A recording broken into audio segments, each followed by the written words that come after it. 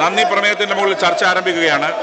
Shri E Chandrasekharan, അങ്ങേക്ക് പ്രമേയം അവതരിപ്പിച്ചുകൊണ്ട് 20 മിനിറ്റ് സംസാരിക്കാവുന്നതാണ്. സർ, 2024 ജനുവരി 25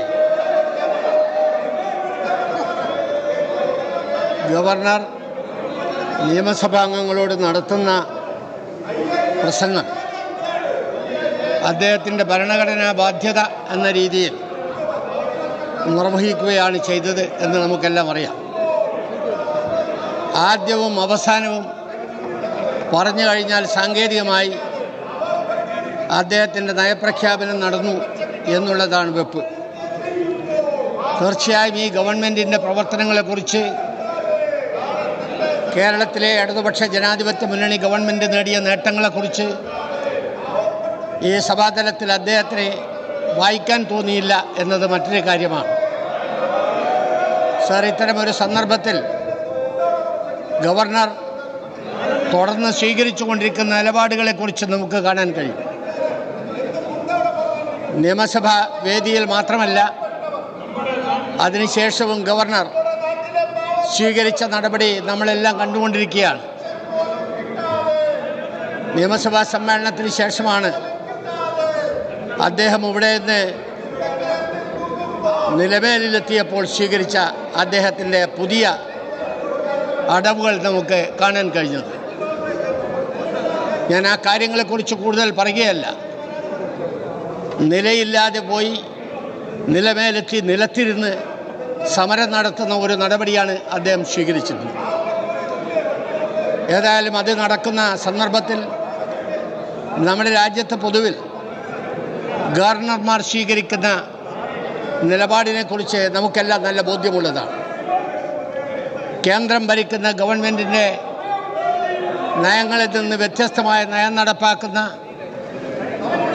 ഗവൺമെൻറ്റുകളെ, സംസ്ഥാന ഗവൺമെൻറ്റുകളെ എങ്ങനെയൊക്കെയാണ് പ്രയാസപ്പെടുത്തേണ്ടതെന്ന് ഒരു പുറത്ത് കേന്ദ്ര ഗവൺമെൻറ് അവരുടെ സാമ്പത്തിക നടപടികളിലൂടെ സ്വീകരിക്കുന്നു. അതോടൊപ്പം തന്നെ സംസ്ഥാനത്തേക്ക് അയച്ചിട്ടുള്ള കേന്ദ്രത്തിൻ്റെ പ്രതിനിധി എന്ന നിലയിലുള്ള ഗവർണർമാരുടെ പ്രവർത്തനത്തെ കൂടി BJP ഇതര ഗവൺമെൻറ്റുകളെ പ്രയാസപ്പെടുത്താൻ, ശ്വാസം മുട്ടിക്കാൻ ആ ഗവർണർ പദവിയെ ഉപയോഗിക്കുന്നു എന്ന് നമുക്ക് കാണാൻ കഴിയാവുന്നതാണ്. സർ, നമ്മുടെ ഭരണഘടനയിൽ പറയുന്ന ഗവർണർ പദവി പഴയ കൊളോണിയൽ വ്യവസ്ഥയുടെ ബാക്കിപത്രമാണ് എന്നെല്ലാവർക്കും അറിയാം. CPIയെ സംബന്ധിച്ചിടത്തോളം ഈ ഗവർണർ പദവി തന്നെ നമ്മുടെ രാജ്യത്തിന് ആവശ്യമില്ല എന്ന അഭിപ്രായമാണ് സർ രേഖപ്പെടുത്താനുള്ളത്. ഇത്തരം ഗവർണർമാർ വിവിധ സംസ്ഥാനങ്ങളിൽ കടന്നുചെന്ന് കേന്ദ്ര ഗവൺമെൻറ്റിൻ്റെ നയങ്ങളിൽ നിന്ന് വ്യത്യസ്തമായ നയം നടപ്പാക്കുന്ന സംസ്ഥാനങ്ങളെ ബുദ്ധിമുട്ടിക്കുന്ന നടപടി സ്വീകരിക്കുന്ന സന്ദർഭത്തിൽ അത്തരമൊരു നിലപാട് സ്വീകരിക്കാൻ രാജ്യവ്യാപകമായി തയ്യാറാവുന്നൊരു സാഹചര്യമുണ്ടായാൽ ഭരണഘടനാ ഭേദഗതി ഉൾപ്പെടെ വരുത്തി ഗവർണർ പദവി തന്നെ ഒഴിവാക്കേണ്ടതാണ് എന്ന കാര്യം ഈ സന്ദർഭം ഞാൻ സൂചിപ്പിക്കുകയാണ്. സർ, കേരളത്തെ സംബന്ധിച്ചിടത്തോളം ഇവിടെ ഇടതുപക്ഷ ജനാധിപത്യ മുന്നണിയുടെ ഗവൺമെൻറ്റാണ് ഭരണാധികാരത്തിലിരിക്കുന്നത് എല്ലാവർക്കും അറിയാം. കേന്ദ്ര ഗവൺമെൻറ് നയങ്ങളിൽ നിന്ന് വ്യത്യസ്തമായ നയമാണ് ഈ ഗവൺമെൻറ് സ്വീകരിച്ചു പോരുന്നത്. 1991 തുടർന്ന് അന്നത്തെ പ്രധാനമന്ത്രി ശ്രീമാൻ നരസിംഹറാവുവും ധനകാര്യമന്ത്രി ശ്രീമാൻ മൻമോഹൻ സിംഗും രാജ്യത്ത് നടപ്പാക്കാൻ തുടങ്ങിയ പുത്തൻ സാമ്പത്തിക നയത്തിൻ്റെ പരിണത ഫലം ഇന്ന് രാജ്യവ്യാപകമായി അനുഭവിച്ചു കൊണ്ടിരിക്കുകയാണ്.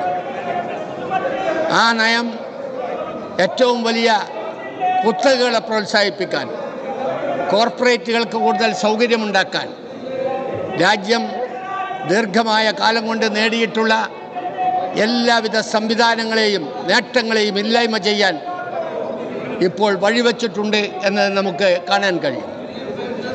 സർ, കുത്തകകളുടെ എണ്ണം വർദ്ധിക്കുകയാണ്, ശതകോടീശ്വരന്മാരുടെ എണ്ണം വർദ്ധിക്കുകയാണ്. ആ പുത്തൻ സാമ്പത്തിക നയത്തിൻ്റെ ഫലമായി പുതിയ കോർപ്പറേറ്റുകൾ നമ്മുടെ രാജ്യത്തിൻ്റെ ഭരണ രംഗത്ത് പോലും സ്വാധീനം ചെലുത്തി എല്ലാ വിധത്തിലുള്ള നേട്ടങ്ങളും അവർ കൈവരിക്കുകയാണ്. നാടിൻ്റെ സാമ്പത്തിക മേഖലയിൽ അവർക്ക് കടന്നു കയറാൻ കഴിയാത്ത ഒരു മേഖലയുമില്ല എന്ന് വന്നിരിക്കുകയാണ്.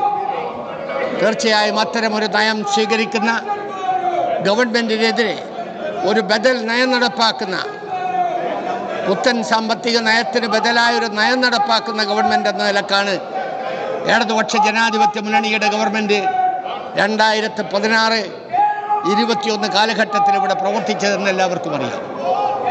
ഇടതുപക്ഷ ജനാധിപത്യ മുന്നണിയുടെ പൊതുവായ സാമ്പത്തിക രംഗത്തെ നിലപാട് ഉൾപ്പെടെ വളരെ ദുർബലരായ ജനവിഭാഗങ്ങളുടെ രക്ഷയ്ക്ക് വേണ്ടിയുള്ള നടപടികൾ സ്വീകരിക്കുക, പിന്നോക്ക വിഭാഗങ്ങളെ സംരക്ഷിക്കുക, പ്രത്യേകിച്ച് അതിദരിദ്രരെ കൂടുതൽ മെച്ചപ്പെട്ട അവസ്ഥയിലേക്ക് മുന്നോട്ട് കൊണ്ടുവരാൻ ശ്രമിക്കുക, നമ്മുടെ നാടിൻ്റെ സമഗ്രമായ വികസനത്തിന് ആവശ്യമായ നടപടികൾ ഒന്നൊന്നായി സ്വീകരിക്കുക, അടിസ്ഥാന സൗകര്യ വികസനത്തിന് വേണ്ടിയുള്ള പദ്ധതികൾ ആവിഷ്കരിച്ച് നടപ്പാക്കുക. അത് വിദ്യാഭ്യാസ രംഗത്തുൾപ്പെടെ നമ്മുടെ സംസ്ഥാനത്തെ എല്ലാ മേഖലയിലും എല്ലാ വകുപ്പുകളുടെയും കഴിഞ്ഞ കാലത്തെ പ്രവർത്തനങ്ങൾ എടുത്ത് പരിശോധിച്ചാൽ അത് കാണാൻ കഴിയും. അടിസ്ഥാനപരമായി പുത്തൻ സാമ്പത്തിക നയത്തിനെതിരായ ബദൽ നയം നടപ്പാക്കുന്ന, വൻകിടക്കാരുടെ കോർപ്പറേറ്റുകളുടെ കുത്തകളുടെ താല്പര്യത്തിന് വിരുദ്ധമായ നിലപാട് സ്വീകരിക്കുന്ന, സമൂഹത്തിലെ ദുർബലരുടെയും പാവപ്പെട്ടവരുടെയും രക്ഷയ്ക്ക് വേണ്ടിയുള്ള നിലപാട് സ്വീകരിക്കുന്ന ഒരു ഗവൺമെൻറ് എന്ന നിലക്കാണ് ഈ ഗവൺമെൻറ് ഇവിടെ നിലനിൽക്കുന്നത്. സർ, അതിൻ്റെ ഫലമായിട്ടാണ് 2016-21 ഗവൺമെൻറ്റിന് ഭരണ തുടർച്ചയുണ്ടായത്. ആ ഭരണ തുടർച്ചയ്ക്ക് ഇടവരുത്തിയ സാഹചര്യത്തെക്കുറിച്ച് കഴിഞ്ഞ കാലങ്ങളിൽ നമ്മൾ ദീർഘമായി ചർച്ച ചെയ്തതാണ്. ആ ഭരണ തുടർച്ചയ്ക്ക് ശേഷം ഇപ്പോൾ കേരളത്തിൽ നടപ്പാക്കിക്കൊണ്ടിരിക്കുന്ന പ്രവർത്തനങ്ങൾ, കഴിഞ്ഞ 2.5 വർഷക്കാലത്തിനിടയിൽ നടപ്പാക്കുന്ന പ്രവർത്തനങ്ങൾ, അതൊക്കെ പരിശോധിച്ചാൽ നമുക്ക് കാണാൻ കഴിയും. കേരളത്തിൻ്റെ സമഗ്രമായ വികസനത്തിന്, എല്ലാ മേഖലകളിലും വികസനമുണ്ടാക്കാൻ, എല്ലാ ജനവിഭാഗങ്ങളെയും ഒന്നിച്ചു ചേർത്ത് മുന്നോട്ട് നയിക്കാൻ ഏറ്റവും പ്രധാനപ്പെട്ട വിഷയങ്ങൾ ഒന്നൊന്നായി പരിഹരിച്ച് മുന്നോട്ട് പോകാനുള്ള ശ്രമമാണ് നടത്തുന്നത്. സർ, ഇവിടെ സൂചിപ്പിച്ചതുപോലെ നവകേരള സദസ്സിനെക്കുറിച്ച് ഇവിടെ സൂചിപ്പിക്കുകയുണ്ടായി. കേരളത്തിൻ്റെ മുഴുവൻ ജനാവലിയെയും മലയാളികളെ ആകെ ഒന്നിച്ചണിനിരത്താൻ കഴിഞ്ഞിട്ടുള്ള ഏറ്റവും അതിബൃഹത്തായ, രാജ്യം കണ്ട ഏറ്റവും വലിയൊരു പരിപാടി എന്ന നിലക്കാണ് നമുക്ക് ആ പരിപാടി സംഘടിപ്പിച്ച് മുന്നോട്ട് പോകാൻ കഴിഞ്ഞത്. സർ, അതിൻ്റെ ഫലമായി കേരളീയ സമൂഹത്തിൻ്റെ ഒരു പുത്ത ഉണർവുണ്ടായിട്ടുണ്ട്. കേരളത്തിൻ്റെ എല്ലാ മേഖലകളിൽ നടക്കേണ്ട പ്രവർത്തനങ്ങളെ സംബന്ധിച്ച കാര്യങ്ങൾ പറയുകയും, കേന്ദ്ര ഗവൺമെൻറ് സ്വീകരിക്കുന്ന നയങ്ങളുടെ ഫലമായി നമ്മൾ അനുഭവിക്കുന്ന പ്രയാസങ്ങൾ ജനങ്ങളെ ബോധ്യപ്പെടുത്തുകയും ചെയ്തുകൊണ്ട് മുന്നോട്ട് പോയപ്പോൾ നമ്മുടെ സംസ്ഥാനത്തെ പ്രതിപക്ഷം അതിനോട് മുഖം തിരിച്ചു നിന്നു എന്ന് നമ്മളെല്ലാവരും കണ്ടതാണ്. അവർ ആ പരിപാടിയുമായി സഹകരിച്ച് മുന്നോട്ട് പോകാൻ കേന്ദ്ര ഗവൺമെൻറ്റിൻ്റെ ജനവിരുദ്ധ നയങ്ങൾക്കെതിരായ അതിശക്തമായൊരു മുന്നേറ്റം കേരളത്തിലുണ്ടെന്ന് ബോധ്യപ്പെടുത്താൻ സഹായകരമായ വിധത്തിൽ പ്രതിപക്ഷത്തിൻ്റെ കൂടി പിന്തുണ അതിനുണ്ടാകണം എന്ന് അഭ്യർത്ഥിച്ചതാണ്. അവരതിന് എല്ലാ അർത്ഥത്തിലും നിഷേധാത്മകമായ നിലപാടാണ് സ്വീകരിച്ചത്. എന്നാൽ കേരളത്തിലെ ജനങ്ങൾ ആ നടത്തിയ പ്രവർത്തനങ്ങളെ, ഗവൺമെൻറ് നടപ്പാക്കിയ പദ്ധതികളെ, അതോടൊപ്പം ഗവൺമെൻറ്റിനെ ശ്വാസം മുട്ടിക്കുന്ന കേന്ദ്ര ഗവൺമെൻറ് നയങ്ങളെ എത്രമാത്രം ജനങ്ങൾ ചെറുത്തു നിൽക്കാൻ സന്നദ്ധമായി എന്ന് തെളിയിച്ചതായിരുന്നു നമ്മുടെ ഈ സംസ്ഥാനത്ത് നടന്നിട്ടുള്ള ഈ നവ കേരള സദസ്സുമായി ബന്ധപ്പെട്ട പരിപാടികൾ എന്ന് കാണാൻ കഴിയും. സർ, കേരളത്തിൽ നിന്ന് കഴിഞ്ഞ തവണ തിരഞ്ഞെടുക്കപ്പെട്ട കേന്ദ്രത്തിൽ MP-മാരായി പോയിട്ടുള്ള നമ്മുടെ സുഹൃത്തുക്കൾ കേരളത്തിലെ ജനങ്ങളുടെ ഏറ്റവും അടിസ്ഥാന പ്രശ്നങ്ങളായ റെയിൽവേയുടെ വികസനം, അതുപോലെ തന്നെ നമ്മുടെ റേഷൻ്റെ കാര്യങ്ങൾ, അർഹമായ ആവശ്യങ്ങൾ, എയിംസ് പോലുള്ള സംവിധാനങ്ങൾ, ആശുപത്രി സംവിധാനങ്ങൾ, ചികിത്സാ രംഗത്ത് കേരളത്തിൽ ഉണ്ടാകേണ്ടതിൻ്റെ ആവശ്യകത എല്ലാം ഉയർത്തിക്കൊണ്ടുവരുന്ന ഈ കേരളത്തിലെ ഗവൺമെൻറ്റിന് വേണ്ടി ഒരു വാക്ക് പോലും പാർലമെൻറ്റിനകത്ത് ഉച്ചരിക്കാൻ നമ്മുടെ MP-മാർ തയ്യാറായിട്ടില്ല എന്ന ഒരു ദുഃഖകരമായ വസ്തുതയാണ് സാർ. നമുക്ക് കാണാൻ കഴിയുന്നത് ഇടതുപക്ഷ ജനാധിപത്യ മുന്നണിയുടെ ഗവൺമെൻറ് അനുദിനം ശക്തി പ്രാപിച്ചുകൊണ്ട് മുന്നോട്ട് പോവുകയും അതിൻ്റെ വികസന പ്രവർത്തനങ്ങൾ നടത്തിക്കൊണ്ടിരിക്കുകയും ചെയ്യുന്ന സന്ദർഭത്തിൽ അതിൽ ഏറ്റവും കൂടുതൽ അതിനോട് എതിർപ്പ് പ്രകടിപ്പിച്ചുകൊണ്ട് കേരളത്തിലെ UDF-ഉം അതുപോലെ തന്നെ കേരളത്തിലെ BJP ഉൾപ്പെടെയുള്ള പ്രതിപക്ഷവും ഒറ്റക്കെട്ടായി നിന്നുകൊണ്ട് ഈ കേരളത്തിലെ ഗവൺമെൻറ്റിനെ ഏറ്റവും വലിയ ശ്വാസം മുട്ടിക്കുന്ന നടപടി സ്വീകരിക്കുകയാണ്. സാർ, UDF-ഉം BJP-യും ഇതിൽ സമാനമായ നിലപാടാണ് സ്വീകരിക്കുന്നത് എന്ന് നമുക്ക് കാണാൻ കഴിയും. അവിടെ നല്ല ബന്ധം സ്ഥാപിച്ചെടുത്തുകൊണ്ട് പ്രതിപക്ഷ ഐക്യനിര എന്ന നിലയിൽ BJPയും കോൺഗ്രസും ഒന്നിച്ചു നിന്നുകൊണ്ട് UDFും ഒന്നിച്ചു നിന്നുകൊണ്ട് ഈ കേരളത്തിലെ ഗവൺമെൻറ്റിൻ്റെ പ്രവർത്തനത്തെ എതിർക്കുന്നതിൻ്റെ അനുഭവമാണ് നമുക്ക് കാണാൻ കഴിയുന്നത്. കേന്ദ്രത്തിൽ കേരള സംസ്ഥാനത്തിൻ്റെ അവകാശങ്ങളെക്കുറിച്ച് പറയാൻ സാധ്യതയുള്ള അല്ലെങ്കിൽ അതിനുവേണ്ടി ബാധ്യതപ്പെട്ട MPമാരവിടെ കേരളത്തിന് വേണ്ടി ശബ്ദിക്കുന്നില്ല. അതോടൊപ്പം തന്നെ കേരളത്തിലെ പ്രതിപക്ഷ കക്ഷികൾ കേരളത്തിൻ്റെ പൊതുവായ ആവശ്യങ്ങൾ ഉന്നയിക്കുന്ന പ്രശ്നം വരുമ്പോൾ അതിനോട് അനുകൂലമായി പ്രതികരിക്കാൻ തയ്യാറാവുന്നില്ല. എല്ലാ അർത്ഥത്തിലും BJPയും അതുപോലെ തന്നെ UDFും സമാനമായ നിലയിൽ കേരളത്തിലെ ഗവൺമെൻറ്റിനെ എങ്ങനെയെല്ലാം ബുദ്ധിമുട്ടിക്കാം എന്നുള്ളത് ആലോചിച്ചു കൊണ്ടിരിക്കുകയാണ്.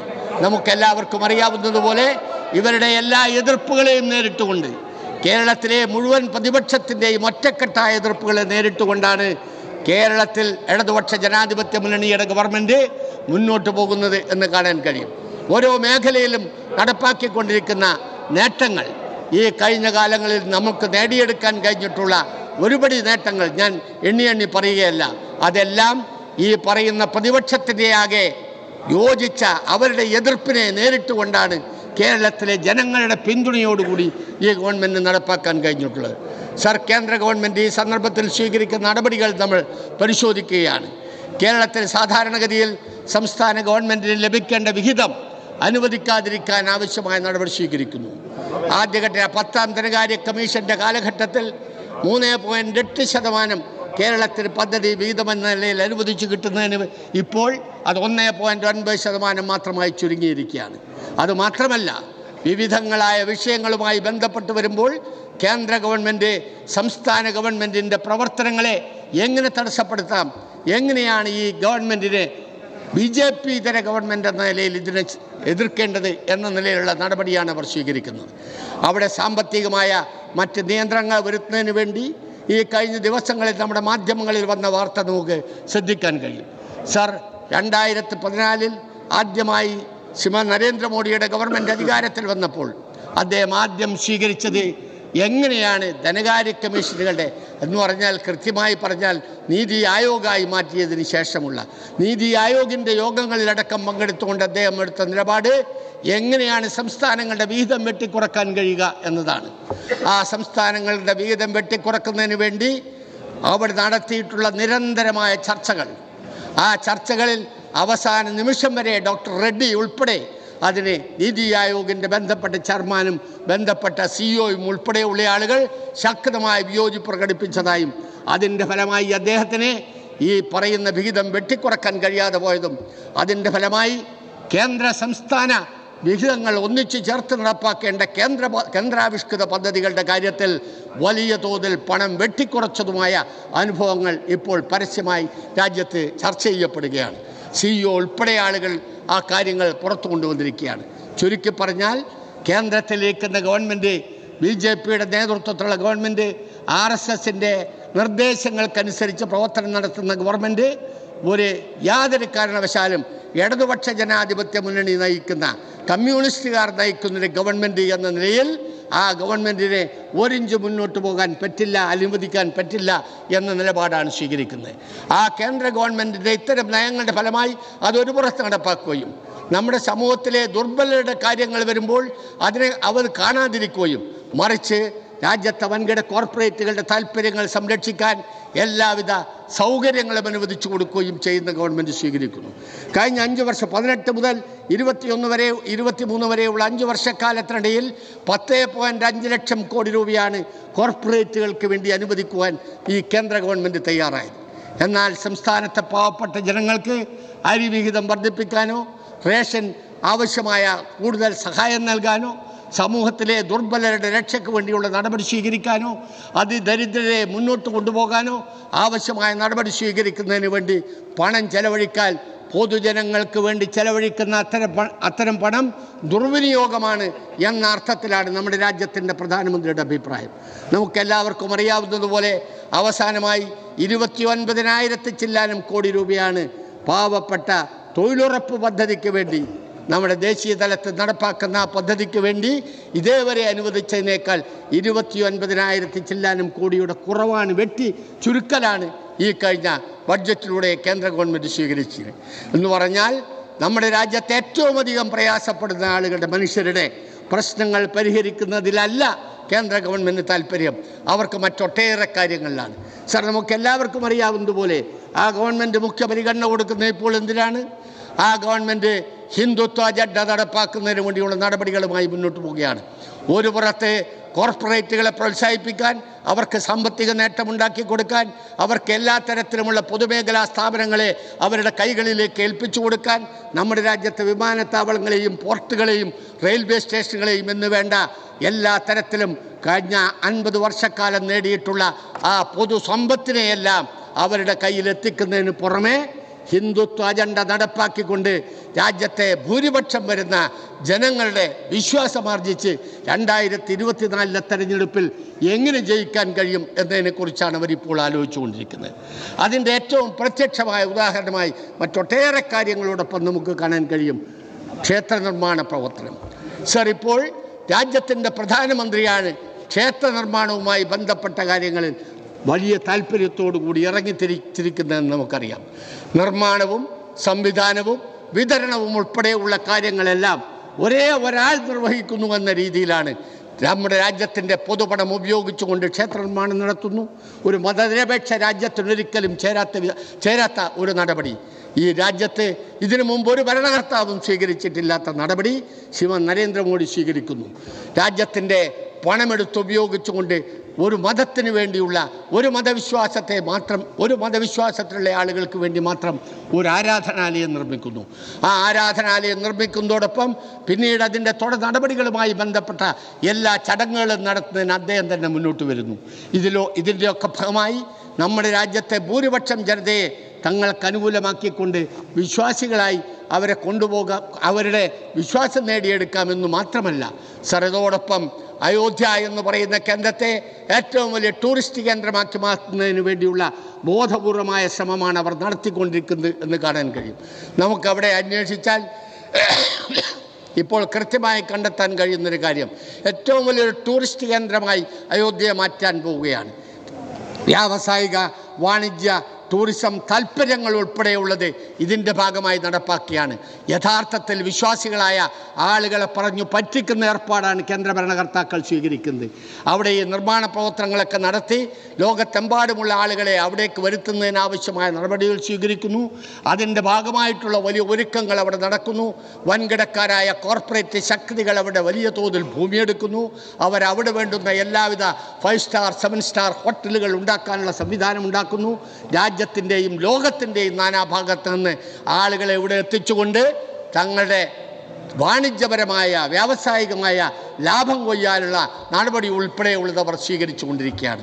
ഒരു പുറത്ത് സമൂഹത്തിലെ ദുർബലരും പാവപ്പെട്ടവരുമായ മതവിശ്വാസികളായ അതല്ലെങ്കിൽ ദൈവവിശ്വാസികളായ ആളുകളെ തെറ്റിദ്ധരിപ്പിച്ചുകൊണ്ട് ഇവിടെ വലിയ സൽക്കർമ്മം ചെയ്യുന്നു എന്ന രീതിയിലുള്ള പ്രവർത്തനം നടത്തുകയും മറുപുറത്ത് വൻകിടക്കാരുടെ താല്പര്യങ്ങൾ സംരക്ഷിക്കാൻ വേണ്ടി ആരാധനാലയങ്ങളെ അടക്കം ഉപയോഗിക്കുകയും ചെയ്യുന്ന സമീപനമാണ് കേന്ദ്ര ഭരണകർത്താക്കൾ സ്വീകരിക്കുന്നത് എന്ന് ഇതിലൂടെ നമുക്ക് കാണാൻ കഴിയും.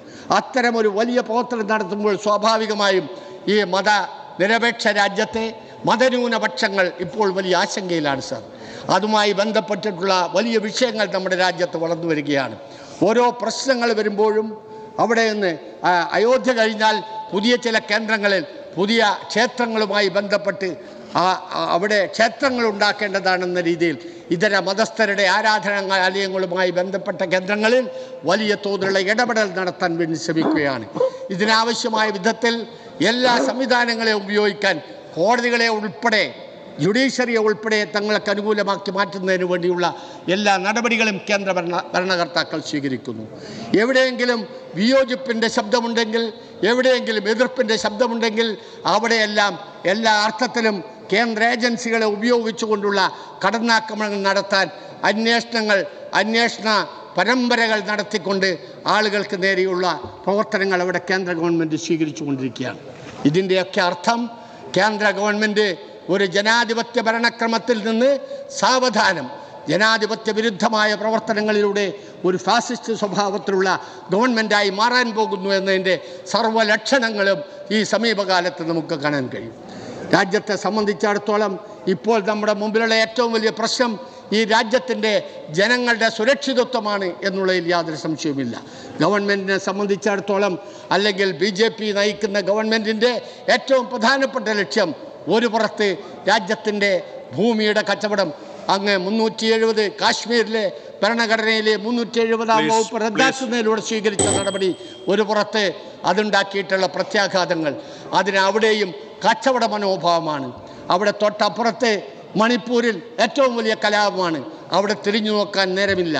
ഇവിടെയൊക്കെ ഈ പ്രശ്നങ്ങൾ നിലനിൽക്കുന്നിടത്ത് അത് പരിഹരിക്കാനല്ല, സർക്കാരിന് സാമ്പത്തിക നേട്ടങ്ങൾ ഉണ്ടാക്കാനുള്ള താല്പര്യം മാത്രമാണ്. സാർ, ഇതെല്ലാം പറയുമ്പോഴും അതിൽ നിന്ന് വ്യത്യസ്തമായി, ആ ഗവൺമെൻറ് നയത്തിൽ നിന്ന് വ്യത്യസ്തമായി സംസ്ഥാന ഗവൺമെൻറ് ഞാൻ ആദ്യം സൂചിപ്പിച്ച വൻകിടക്കാരുടെ താല്പര്യങ്ങൾക്കെതിരായ പുത്തൻ സാമ്പത്തിക നയത്തിനെതിരായ ബദൽ നയം നടപ്പാക്കുന്ന ഗവൺമെൻറ് എന്ന നിലയിൽ കേരളത്തിൽ നടപ്പാക്കുന്ന ഒട്ടേറെ പ്രവർത്തനങ്ങൾ ഓരോന്നോരോന്നായി പറയുക എളുപ്പമല്ല. വിദ്യാഭ്യാസം, റവന്യൂ, കൃഷി, വ്യവസായം, തദ്ദേശ സ്വയംഭരണം, സാമൂഹ്യ ക്ഷേമം, സിവിൽ സപ്ലൈസ് തുടങ്ങി സഹകരണം തുടങ്ങി എല്ലാ മേഖലയിലും ഓരോ അത്ഭുതകരമായ മുന്നേറ്റങ്ങളാണ് ഉണ്ടായിരിക്കുന്നത്. സാർ, കേരളത്തിലെ വിദ്യാഭ്യാസ രംഗത്തുണ്ടായിട്ടുള്ള പുതിയ കുതിപ്പ് അത് തീർച്ചയായും ഉന്നത വിദ്യാഭ്യാസ രംഗത്തും കൂടി അതുണ്ടാക്കുന്നതിന് വേണ്ടിയുള്ള ശ്രമങ്ങളുമായിട്ടാണ് ഈ ഗവൺമെൻറ് തുടർ ഗവൺമെൻറ്റിൻ്റെ കാലഘട്ടത്തിൽ പ്രവർത്തനം ആരംഭിച്ചത്. റവന്യൂ വകുപ്പിനെ സംബന്ധിച്ചിടത്തോളം വലിയ തോതിലുള്ള ഡിജിറ്റൽ സർവേ ഉൾപ്പെടെയുള്ള നടപടികൾ സ്വീകരിക്കാൻ പോകുന്നു. 16 മുതൽ 21 വരെയുള്ള ഗവൺമെൻറ്റും 21 മുതൽ 24 വരെയുള്ള ഗവൺമെൻറ്റെയും കാലത്ത് 3 ലക്ഷത്തിൽ പരം പേർക്ക് അവർക്ക് പട്ടയം കൊടുക്കാൻ വേണ്ടിയുള്ള നടപടികൾ സ്വീകരിച്ചു കഴിഞ്ഞിരിക്കുന്നു.